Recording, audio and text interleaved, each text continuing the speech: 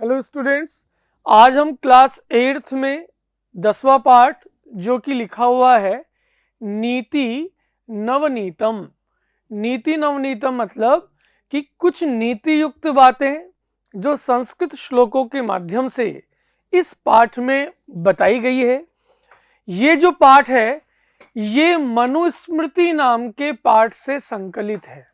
मनुस्मृति एक ग्रंथ है, उसमें कई प्रकार की बातें, कई प्रकार की यादें और उन मनुस्मृति ग्रंथ के अंदर किस तरह हमें अपने जीवन को जीना चाहिए, जीवन में किन किन चीज़ों का हमें ध्यान रखना चाहिए, उन तमाम चीज़ों के बारे में विशद चर्चा की हुई है। तो ये जो पाठ है ये मनुस्मृति के कतिपय श्लोकों का संकलन है, कुछ श्लोकों का संकलन है जो सदाचार, अच्छे आचरण की दृष्टि से अत्यंत महत्वपूर्ण है।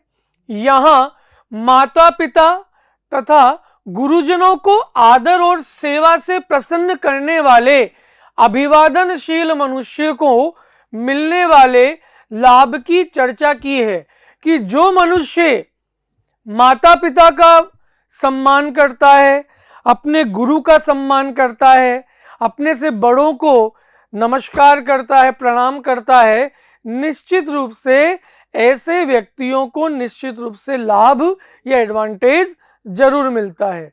इसके अतिरिक्त सुख दुख में समान रहना, कि जीवन में किसी भी प्रकार की स्थिति हो, प्रत्येक प्रकार की अवस्था में हमें एक जैसा रहना चाहिए, कभी किसी प्रकार की टेंशन में नहीं होना चाहिए, क्योंकि सुख और दुख जिंदगी का हिस्सा है, पार्ट है, तो डेफिनेटली वो आना ही आना है। अंतरात्मा को आनंदित करने वाले कार्य करने चाहिए, ऐसे हम काम करें जिनसे हमें सेल्फ सेटिस्फेक्शन मिले, खुद को संतुष्टि मिले, तथा इसके विपरीत कार्यों को हमें त्याग देना चाहिए। जिन कार्यों को करने से हमें कतई बिल्कुल अच्छा नहीं लगता, उन कामों को हमें बिल्कुल भी नहीं करना चाहिए। सम्यक विचारोपरांत, सम्यक मतलब अच्छी प्रकार विचार करने के बाद ही और सत्य मार्ग का अनुसरण करते हुए हमें कार्य करना चाहिए। ऐसे शिष्टाचारों का उल्लेख इस पाठ में किया है। समझ में आया? पहला जो श्लोक है, अभिवादनशीलस्य नित्यं वृद्धोपसेविनः चत्वारि तस्य वर्धन्ते आयु विद्या यशो बलम। ये जो पहला श्लोक है, इस श्लोक के अंदर वृद्धोपसेविनः, वृद्धोपसेविनः मतलब बूढ़े व बड़ों के लिए संबोधित किया कि जो मनुष्य नित्य मतलब प्रतिदिन बूढ़े और बड़ों की सेवा करता है, अभिवादन और पूरी प्रसन्नता के साथ, पूरी सज्जनता के साथ उनको प्रणाम करता है, ऐसे व्यक्तियों का चत्वारी मतलब चार, वर्धनते यानी बढ़ती है, चार चीजें हमेशा बढ़ती रहती है। क्या क्या करने पर? वृद्धोपसेविना, कि वृद्ध अर्थात बूढ़े व बड़ों व्यक्तियों का जो नमस्कार करता है, जिन्हें प्रणाम करता रहता है, ऐसे व्यक्तियों की चार चीजें, तस्य मतलब उन व्यक्तियों का चार चीजें बढ़ती रहती है। कौन सी चार चीजें? आयु, विद्या, यश और बल, कि ऐसे व्यक्तियों की चार चीजें हमेशा बढ़ती रहती है। तो पहले श्लोक के अंदर उन्होंने कहा कि जिन व्यक्तियों ने अपने से बड़ों व्यक्तियों का, अपने से बूढ़े व्यक्तियों का उन्होंने सम्मान किया हो, उनको हमेशा प्रणाम किया हो, ऐसे व्यक्तियों की हमेशा आयु में बढ़ोतरी होती रहती है, उनकी विद्या, उनकी पढ़ाई में और ज्यादा तरक्की होती रहती है, यश, उनकी प्रसिद्धि, उनकी कीर्ति चारों दिशाओं में गूंजती रहती है, और वह अत्यधिक ऊर्जावान और बलशाली होता रहता है। ठीक है। दूसरा जो श्लोक है, यम माता पितरौ क्लेशम सहेते संभवे नृणाम न तस्य निष्कृति ही शक्या कर्तुम वर्ष शतैरपि। क्या बताया? नृणाम यानी मनुष्यों के, नृणाम मतलब हुआ मनुष्यों के, ठीक है। संभव है यानी जन्म लेने पर, मनुष्यों के जन्म लेने पर। सहेते यानी सहन करते हैं, सहेते हैं मतलब सहन करना, कि मनुष्यों के जन्म लेने पर जो माता पिता को क्लेश यानी दुख, कष्ट, जो परेशानी होती है, न तस्य निष्कृति शक्या कर्तुम वर्ष शतेरपि, वर्ष शतेरपि मतलब 100 वर्षों तक भी, 100 वर्षों तक भी, न यानी नहीं, तस्य यानी उनकी, निष्कृति यानी उनके चीजों को नहीं चुकाया जा सकता, उनके ऋण को हम नहीं चुका सकते हैं। कि मनुष्यों के जन्म लेने पर जो माता पिता को कष्ट होता है, जो परेशानियां होती है, ऐसी चीजों को हम 100 वर्षों तक भी नहीं चुका सकते। अर्थात ये सबसे बड़ा कर्ज, सबसे बड़ा उधार एक व्यक्ति पर होता है कि वो माता पिता के ऋण से कभी भी मुक्त नहीं हो सकता। तो पहले के अंदर व्यक्ति को बड़ों की सेवा करने की बात की, दूसरे के अंदर उन्होंने कहा कि माता पिता ने जो हम लोगों के लिए किया उस ऋण को कभी भी नहीं चुकाया जा सकता, ठीक है। इसके बाद अगला श्लोक है, तयोः नित्यं प्रियं कुर्याद आचार्यस्य सर्वदा तेषेव त्रिषु तुष्टेषु तपः सर्वं समाप्यते। ये तीसरे नंबर का श्लोक है, ठीक है। इस श्लोक के अंदर तयो नित्यम प्रियम कुर्यात आचार्यस्य च सर्वदा, सर्वदा यानी मतलब हुआ हमेशा, सर्वदा मतलब हमेशा, तयो मतलब उन दोनों कौन, माता और पिता, माता और पिता, ठीक है, माता और पिता।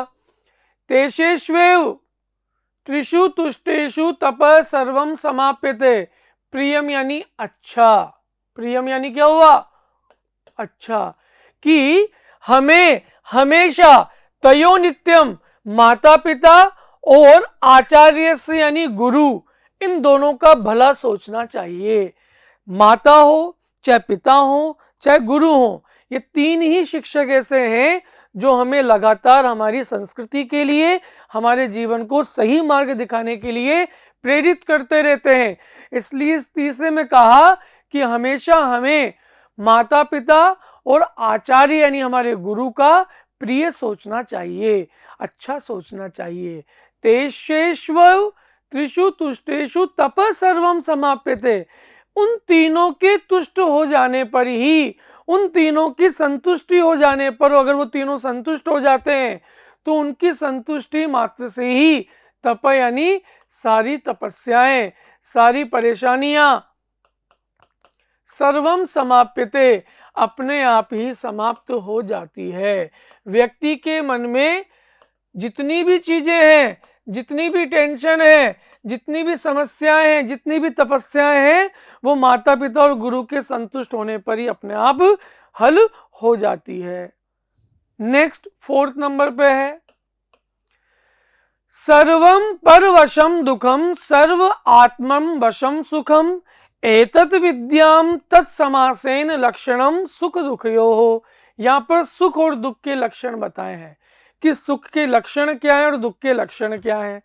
तो सर्वम परवशम दुखम, सर्वम परवशम दुखम मतलब सर्वम परवशम दुखम, सर्व यानी सभी, परवशम यानी दूसरों के अधीन रहना, परवशम मतलब क्या हुआ, अधीन रहना, दूसरों की गुलामी में रहना ही सबसे बड़ा दुख है। दुख का लक्षण क्या बताया कि हम अगर दूसरों के अधीन हैं, दूसरों की गुलामी में हैं, परवश हैं, तो यही सबसे बड़ा दुख है। सर्व आत्मवशम सुखम, और खुद के अधीन रहना, केवल खुद यानी आत्मवश, खुद के ही नियंत्रण में रहना, खुद के नियंत्रण में रहना ही सबसे बड़ा सुख है। तो सुख का लक्षण क्या हुआ? खुद के नियंत्रण में रहना सबसे बड़ा सुख और दूसरों के अधीन रहना सबसे बड़ा दुख है। एतद विद्या समासेन लक्षणम सुख दुखयो, ये विद्या आ जाने पर ही सुख और दुख के लक्षण सामने नजर आ जाते हैं। सबसे बड़ा यही सुख और दुख के लक्षण बताए गए हैं। इसके बाद ये तीसरे नंबर का था और अब है फोर्थ नंबर का।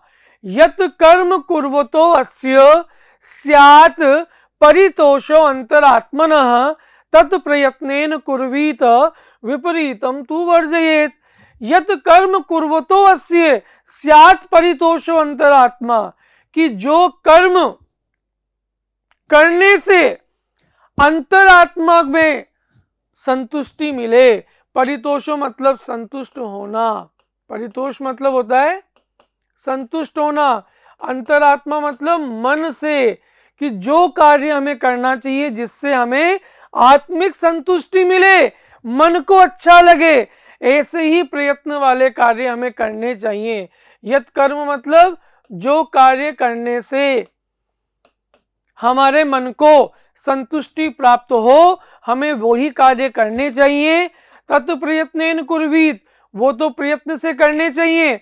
इसके विपरीत या दूसरा क्या बताया कि इसके विपरीत अगर मन को जो अच्छा नहीं लगे ऐसे कामों का वर्जित कर लेना चाहिए, ऐसे कामों को त्याग देना चाहिए। वर्जयत मतलब त्याग देना चाहिए। ठीक है, तो जो कार्य करने से अंतरात्मा को संतुष्टि मिले वो काम तो प्रयत्न के साथ करना चाहिए, और इसके विपरीत अगर मन को संतुष्टि ना मिले तो ऐसे कामों को हमें कतई नहीं करना चाहिए। आखिरी श्लोक इस पाठ का है। प्रत्येक श्लोक के अंदर जीवन जीने के तरीके बताए, जीवन में किस प्रकार की चीजें हमें सोचनी चाहिए। बहुत ही अच्छा श्लोक है ये वाला भी, 6 नंबर का, कि दृष्टिपूतम न्यसेत पादम वस्त्रपूतम जलम पीबेत सत्यपूतम वदेत वाच मनः पूतम समाचरेत। 4 चीजें बताई। पहली चीज दृष्टिपूतम, की भली भांति देखकर, दृष्टिपूतम मतलब अपने मन की अपने आंखों से पवित्रता के साथ अच्छी प्रकार भली बातें देखने पर ही सेत पादम अपने कदम रखने चाहिए, अपने पैर आगे की ओर बढ़ाने चाहिए। दूसरा बताया वस्त्रपूतम जलम पीबेत, वस्त्रपूतम कपड़े से छानकर जल को पीना चाहिए। हम कपड़े से छाने उसके बाद ही हमें जल पीना चाहिए।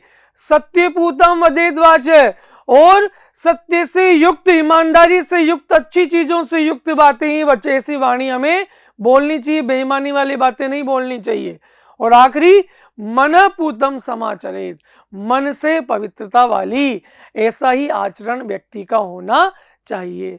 तो कहने का मतलब अच्छी बातों को इस पूरे पाठ के मद्देनजर रखते हुए इन श्लोकों के माध्यम से समझाने की कोशिश की है। ठीक है, इसके बाद अब अभ्यास प्रश्नों की बारी आती है कि इनके किस प्रकार से अभ्यास प्रश्न दिए हुए हैं।